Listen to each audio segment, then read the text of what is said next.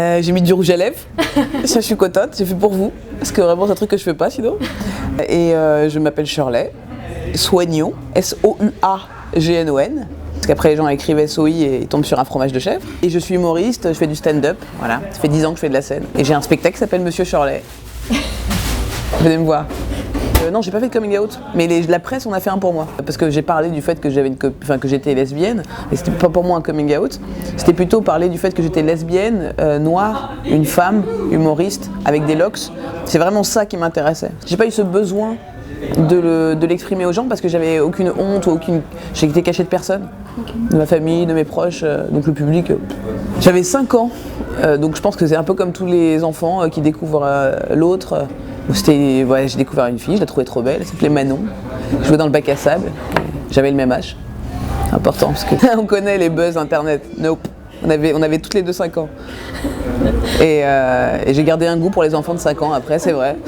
Mais, non, voilà, donc ouais, c'était ma première révélation de ok, j'avais fait mon premier bisou avec une fille, j'avais 7 ans. Et c'était un bisou forcé, je ne voulais pas de ce bisou et elle m'a forcé à l'embrasser. Et puis ensuite, ma première vraie copine à 18 ans. Ça s'est fait vraiment très très naturellement. En fait, il y a une situation dans ma vie, mais en fait j'étais en terminale scientifique et il n'y avait que des mecs dans ma classe et on draguait des meufs ensemble et il n'y avait aucun problème. On m'a jamais parlé d'homosexualité. Je connaissais le mot, tu vois, mais ça me paraissait tellement naturel que le fait de le mettre en place aurait été créer une distance avec les autres. Donc on vivait ça assez naturellement et un jour... on est en cours de chimie et le prof de chimie est même pas trop, tu vois, et je fais toujours des vannes en classe et il dit dans toute la classe, tu voudrais pas te comporter comme une femme un peu? Et tout le monde fait oh, tu connais les trucs de classe? Après je réfléchis, je fais oh, à quoi en fait? Et je lui dis bah venez, vous jouez au basket, et je joue au basket et moi aussi, et je dis on fait un contre un et on verra c'est qui la femme. C'était lui. Parce que c'est une condition la femme dans notre tête. Sinon on est juste des êtres humains.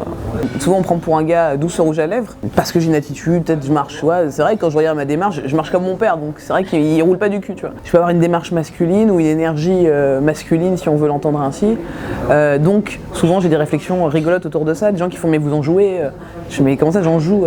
Comme dans un instrument, tu sais. Je joue de l'homme, je suis l'homme. Non, je suis moi en fait. Donc s'il y a une part masculine à ça, soit. Comme je suis humoriste en plus, je pense que j'ai toujours pris les choses avec recul en me disant ouais, c'est des gens qui ont un besoin systématique de mettre les gens dans une certaine conformité, mais alors moi franchement j'ai pas le temps. J'ai un peu souffert dernièrement parce qu'il y a une époque, enfin là j'ai 31 ans mais vers 28 ans, je sais pas ce qui m'arrivait, je commençais à avoir les hormones qui travaillaient, tu sais je voulais être plus femme, tu vois, il y a un truc chelou qui se passait, qui était à la fois sociétal et tout à fait hormonal. Et quand on me disait monsieur à ce moment-là, des fois je pleurais, tu vois, j'étais marre, alors qu'en fait je m'en fous, mais en soi j'avais une recherche, une espèce de quête d'identité et en fait j'ai compris que non, c'était vraiment mon chemin, hein. Ni homme ni femme.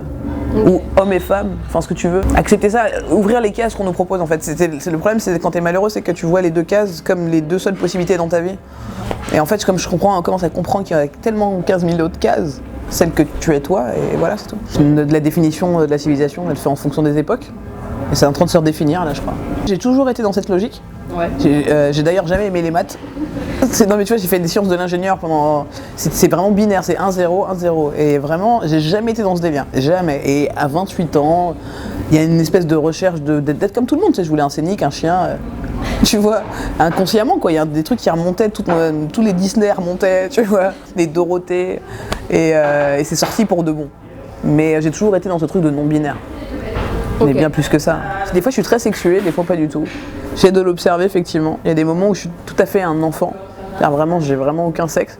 Des fois je suis très masculine, donc je dirais même que je suis très masculin. Des fois je suis très féminine.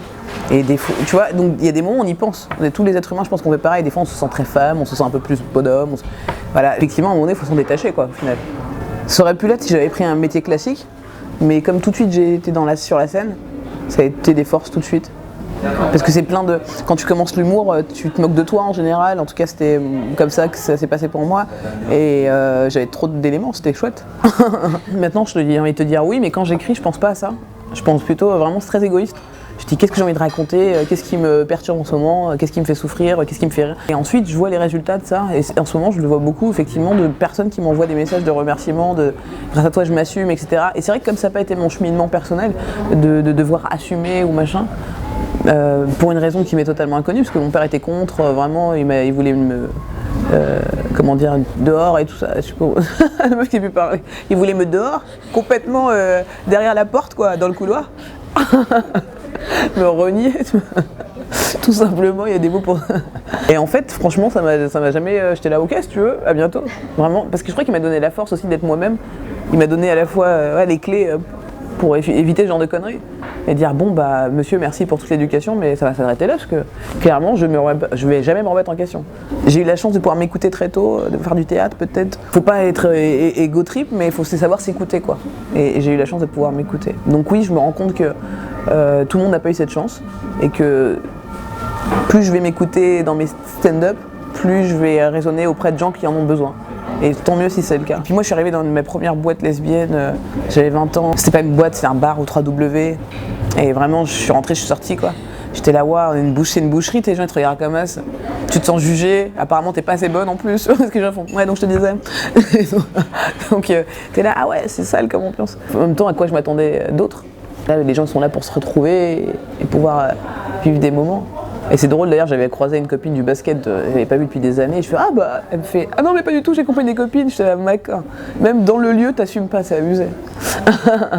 Donc de toute façon je suis pas très boîte, hétéro, homo, tout ce que tu veux, je suis pas très ambiance, on boit un verre à 15 € pour se pécho. Il y a moyen de faire autrement. Je suis pas très internet non plus, très réseau en fait. Je suis une sauvage, tu vois, je suis avec mon manteau comme ça, à la sortie des écoles. Je pense que par contre le réseau LGBT il fait énormément de bien à la communauté. C'est grâce à maintenant que je suis humoriste et que je peux mener des actions et tout avec la communauté, je me rends compte de l'impact important que ça peut avoir. Et je suis un cas exceptionnel, hein, vraiment. Il n'y en a pas beaucoup des gens qui traversent ce truc comme ça, deviennent humoristes, en font des blagues, tu vois. C'est pas si simple, même quand ça va bien. Il y a plein de gens qui font ah ça va, et en fait ils parlent tout le temps de leur homosexualité, tu vois. Donc ça n'a pas l'air d'aller parce que tu n'es qu'une sexualité, visiblement. C'est hyper important de pouvoir se réunir à des endroits, pouvoir trouver des réponses, du réconfort, de l'écoute, notamment je pense au refuge. C'est hyper important. Alors moi j'avoue, je suis arrivé un jour là-bas faire une intervention avec le franc-parler que j'ai là et leur disant on s'en bat les couilles de vos parents. Et c'était ils n'ont pas bien compris le message. J'ai arrêté, mais c'est que des gens, ils vont mourir. C'est que des gens, ils vous ont apporté ce qu'ils pouvaient, mais vraiment, si ce qu'ils vous ont apporté c'était d'être là, c'est à vous de jouer maintenant. Mais c'est vrai que c'est pas évident à attendre quand t'as 17 ans, 18 ans, mais moi je pensais déjà comme ça à l'époque, donc je pense que certains peuvent l'entendre. Et c'est que t'apprends plus vite la vie, c'est que tu comprends plus vite que voilà, des parents c'est juste des gens. C'est pas évident, hein. Mais mes propres parents, je le pense, et ça m'intéresse beaucoup ce truc avec les parents, le lien avec les parents, de dire ok, et si je te croise dans la rue et qu'on discute, est-ce que tu serais mon pote? Et si à chaque fois je me dis pas oui, franchement on arrête de se parler. Et en ce moment je parle pas trop de mon père, parce que vraiment c'est pas mon pote. Il est trop teubé là. Ouais, normalement, avec un ami, tu fais, franchement. Enfin, moi, c'est pour ça que j'ai pas beaucoup d'amis d'ailleurs. C'est parce que je dis souvent, ah là, t'évolues plus. Moi, j'ai envie d'avancer. Dernièrement, enfin, j'ai les chroniques pour Well Well Well, le magazine. Je fais le podium là depuis 2 ans à la Gay Pride. Donc, je suis là pour animer, faire ça va. Ouais.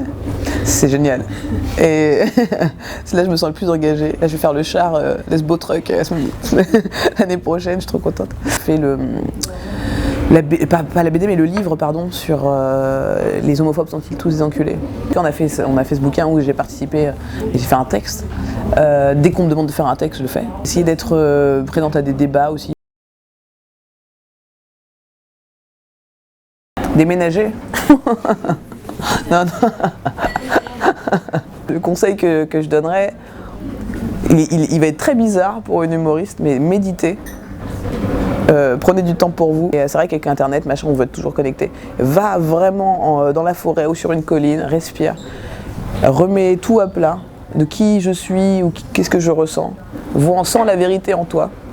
Et reviens plus fort dans la société. Et tous les gens qui sont pas d'accord avec toi, il faut leur sourire. C'est jusqu'à normalement fin avril avec possibilité de prolongation. Mais venez avant fin avril, c'est ça qu'il faut dire. Sinon c'est jusqu'à fin juillet. Ok.